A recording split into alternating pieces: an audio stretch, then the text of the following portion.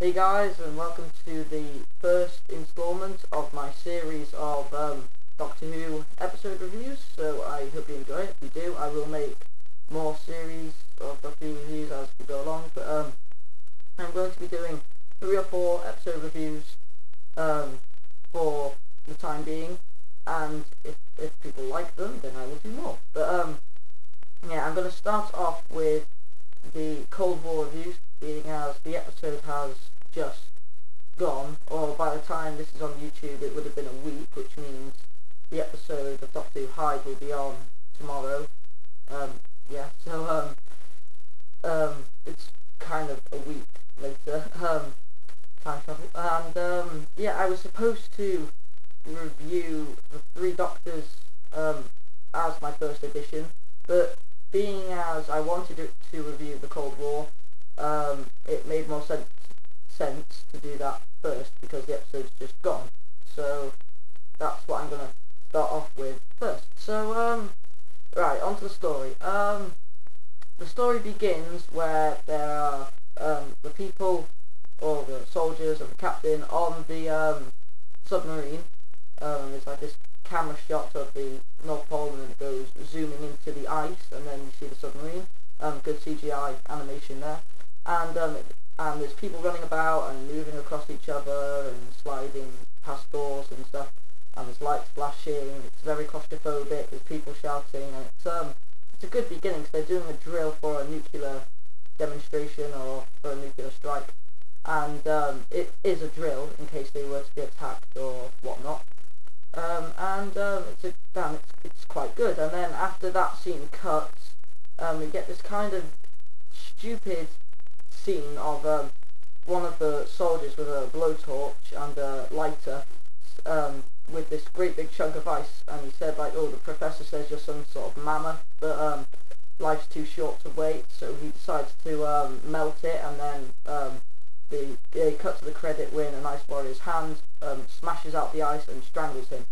So it's a good beginning. I do like the first sequence. The second sequence of that person, that was just kind of Stephen Moffat's excuse to get things going, really, because life's too short to wait. Yeah, that doesn't really go well.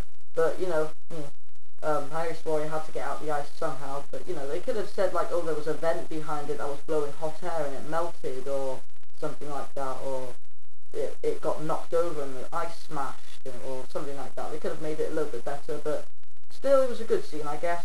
And yeah, so and then they cut to the credits with the time vortex and the Doctor's face coming towards the camera and the Doctor Who symbol and stuff, and then it cuts to the episode. So yeah, so it's all in all, the beginning is good, and then it does cut to the beginning where there's this guy shouting because the submarine is sinking somehow, because the Ice Warrior is shooting everything with his laser on his hand, which I'm really glad he actually used the laser in the beginning, because the Ice Warrior didn't really kill, well, he did, he killed people, but he didn't kill many people with the gun on his hand. So he was blasting people and machines and stuff like that. I was actually surprised how early on we saw the entire Ice Warrior, because I thought they would have like kept the suspense a little longer with showing little bits and shadows and stuff like that, but no, they just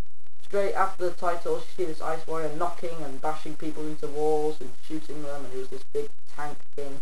So it was good. I did like that beginning, and the Ice Warrior suit is fantastic. It's almost exactly like the original, apart from it is a little more chunky, and the gun on its hand has changed a little bit, although some people won't notice because he only used the gun once or twice in the whole episode.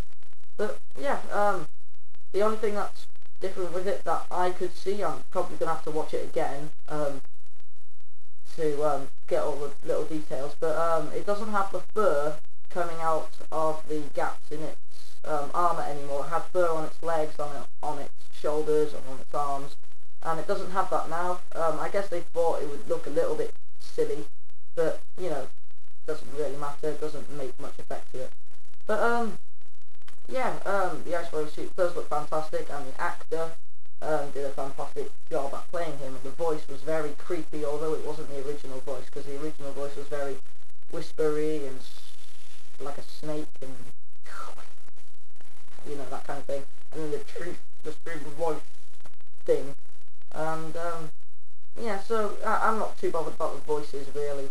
I mean, voices change all the time. So yeah.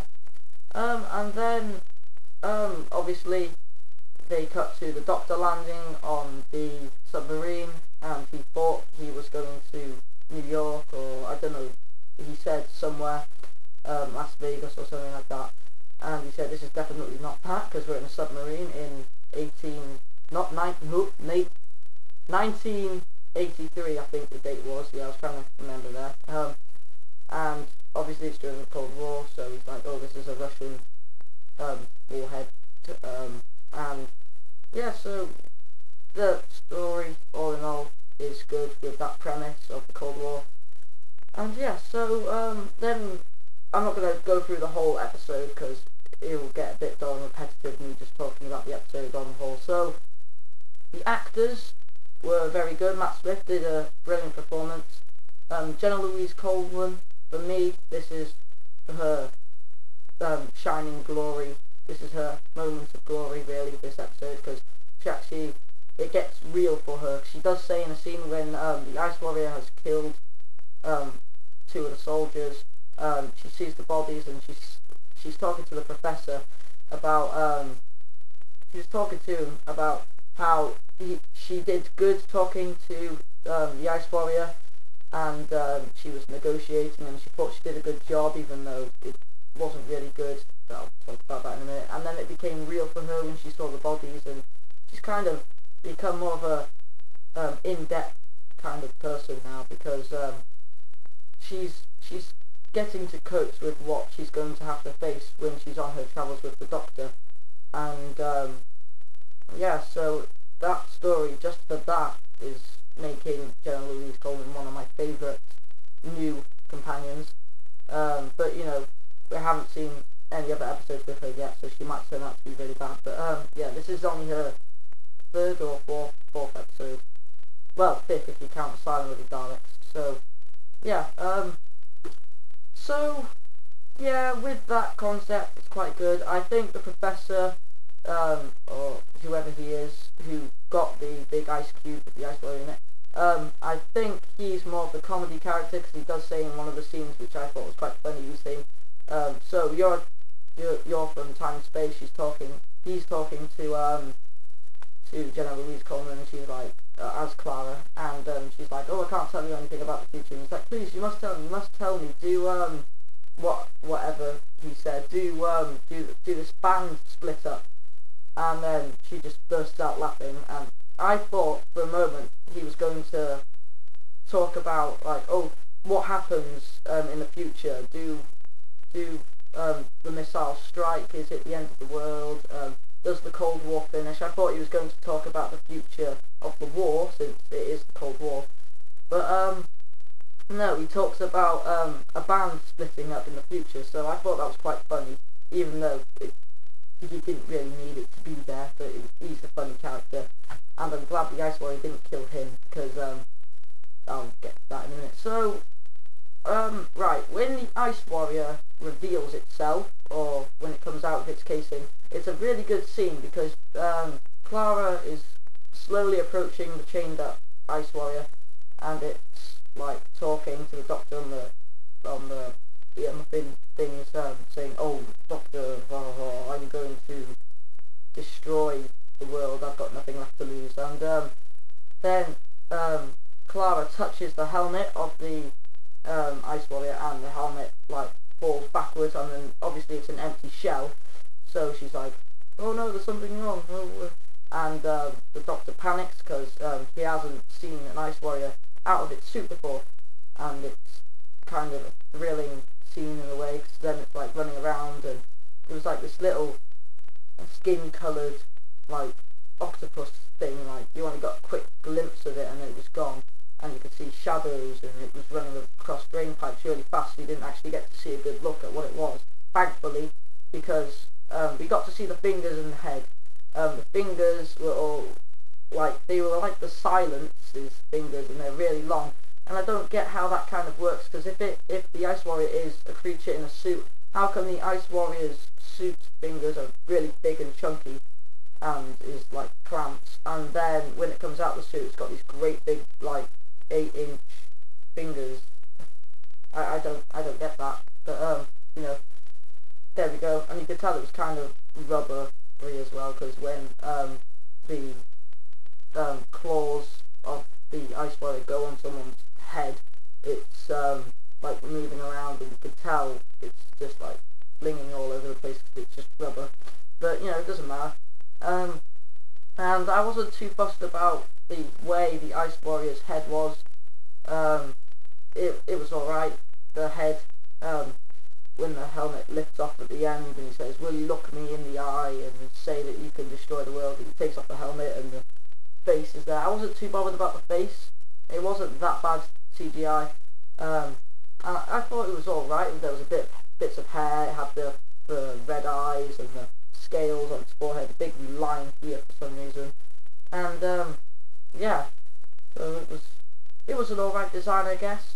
They could have made it better, but then again, they could have made it a lot worse, knowing animations with Doctor Who. So, all in all, that's really all I've got to say on the episode, really. I probably could say more, but I want to keep these reviews kind of short, really. And for this episode, on the whole, really, I think it is a really good episode. Best of Series 7B so far, really, I think. Because the first episode, The Bells of St. John, that was okay. The Ring of Akiten, I think it was called, that didn't do much for me at all. I didn't really like that story. And this story has been the best so far, and I'll give it a 8 out of 10, because, well, the premise of the story is very good, and considering it's the Cold War and the Ice Warrior is interested, because he's interested in the Cold War because it's cold, really. In fact, one of the soldiers talking about, "Oh, please don't kill me," or something like that, and we're both soldiers in a war, we're in the Cold War, and then he goes, "Oh," that kind of thing. Gets kind of interested, and yeah, so that's really all I've got to say on it, really. So yeah, I hope you enjoyed this review, guys. I mean, there's not much for me to talk about, really, apart from one or two scenes, like when the Doctor picks up one of the dead soldiers' wallets, and it has blood on it, and then there's a picture of his wife or daughter or whoever it was, and he's kind of like, "Oh no," and then the spaceship comes at the end and saves the submarine and takes the Ice Warrior away, and because he's Grand Marshal, he's like, "Oh, my people have come for me, my soldiers," and all that, so they zoom off. And I like the concept about him having a daughter, and because it's been 5,000 years in the ice, he's kind of sad, upset, because his daughter will be ashes by now. So yeah, that's all I've got to say on the story, really. And I hope you enjoyed this review, and I hope to be doing more soon. My next review will be the 3 Doctors, and I hope you enjoy it. And before I go, I just want to talk about one more thing, and it's at the ending how the TARDIS disappears, and it's kind of a homage to the old series, as it's the TARDIS defense mechanism, and every time it's in danger it will relocate, and then you have to go to the South Pole. So I thought that was funny, and the captain was an enjoyable character to watch with the Doctor. So yep, I hope you enjoyed this review, and I will be seeing you next time. I'm finally finished, okay? So bye, guys.